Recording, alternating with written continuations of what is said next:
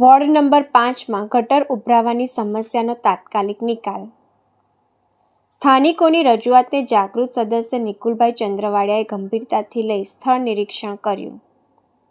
નગરપાલિકાના ward number 5માં સતીમાની ડેરીવાળા સીધા road પર છેલ્લા કેટલાક સમયથી ગટર ઉભરાઈ જવાની સમસ્યાને કારણે સ્થાનિક રહેવાસીઓ તેમજ રાહદારીઓને ભારે હાલાકીનો સામનો કરવો પડતો હતો.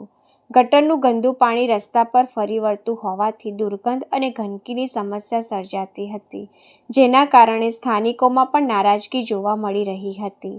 આ અંગે વિસ્તારના જાગૃત સ્થાનિક રહેવાસીઓએ પોતાની સમસ્યા વોર્ડ નંબર 5ના જાગૃત નગરપાલિકા સદસ્ય નિકુલભાઈ ચંદ્રવાડિયાના ધ્યાન પર મૂકી હતી. સ્થાનિકોની રજૂઆતને ગંભીરતાથી લઈ નિકુલભાઈ ચંદ્રવાડિયાએ તાત્કાલિક સ્થળ પર પહોંચી સમગ્ર પરિસ્થિતિનું નિરીક્ષણ કર્યું હતું. સ્થળ નિરીક્ષણ દરમિયાન ગટર ઉભરાવાની સમસ્યાનું કારણ જાણી તેને દૂર કરવા માટે જરૂરી કાર્યવાહી હાથ ધરવામાં આવી હતી. તાત્કાલિક કામગીરીના પરિણામે લાંબા સમયથી સ્થાનિકોને સતાવતી ગટર સમસ્યાના નિવારણ તરફ મહત્વપૂર્ણ પગલું ભરાયું છે. સ્થાનિક રહેવાસીઓએ પણ સદસ્ય નિકુલભાઈ ચંદ્રવાડિયાનો આભાર વ્યક્ત કરી જણાવ્યું હતું કે અમારી સમસ્યાની રજૂઆતને માત્ર સાંભળવામાં જ નહીં, પરંતુ તાત્કાલિક સ્થળ પર આવીને તેનું નિરીક્ષણ કરી ઉકેલ લાવવાની કામગીરી કરવામાં આવી તે પ્રશંસનીય છે. વોર્ડના નાગરિકોના પ્રશ્નોને પ્રાથમિકતા આપી સ્થળ પર જઈ સમસ્યાનું નિરીક્ષણ કરીને ઝડપી ઉકેલ લાવવાની કામગીરીથી સ્થાનિકોમાં સંતોષની લાગણી જોવા મળી રહી છે.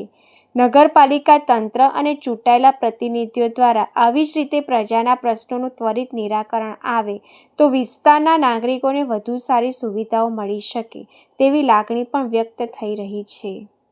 ઉપરનો જે વિસ્તાર છે ને એના પાણીના નિકાસ માટે ગોંડલ બાપુના વખતનો નાગનાથ ચોકથી આ શમશાન રોડ સુધી જે શમશાન રોડથી જે ગાધાના પાણી જે બુગદો જાય છે પાણીનો વરસાદી પાણી નિકાલ અને ગટરના પાણીનો ગંદા પાણી નિકાલ માટેનો બુગદો આવે છે.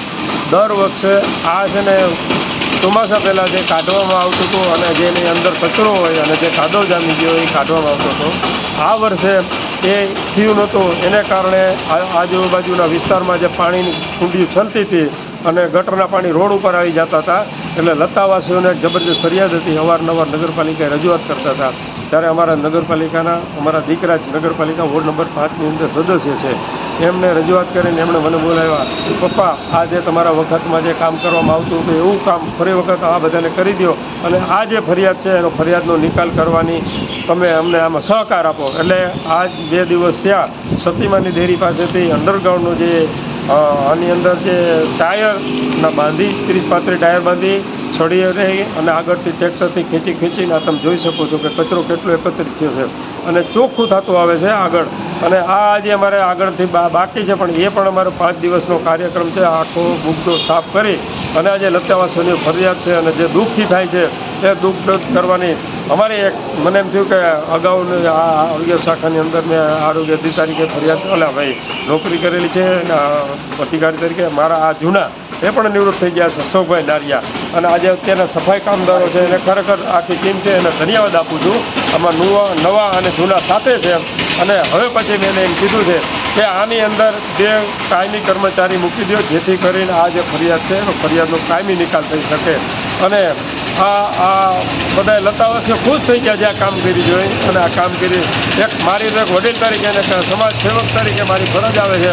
અને આ 7 નગરપાલિકાના જે જિલ્લા ચપરાસીઓ છે એના જે સફાઈ કામદારો છે એનો પણ સાથ સહકાર સારો છે. ધન્યવાદ. ખરેખર આ જે નિકાલ ફરિયાદ હતો એનો નિકાલ 5 દિવસમાં સંપૂર્ણ થઈ જશે. ચંદ્રવાડિયા ઉપલેટા નગરપાલિકા પૂર્વ પ્રમુખ.